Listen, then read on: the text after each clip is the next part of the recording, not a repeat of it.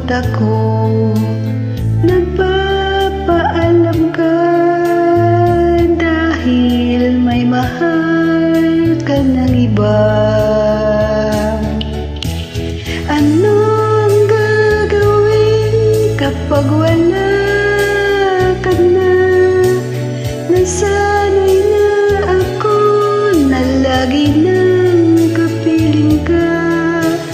Ang buhay ko pala ay wala nang halaga kung iwanan mong nag-isa. Anong gagawin kapag wala ka na? Papanong puso ko ayaw umibig sa iba. Aasa lang kaya habang may hininga, baka sakaling magbalik ka pa.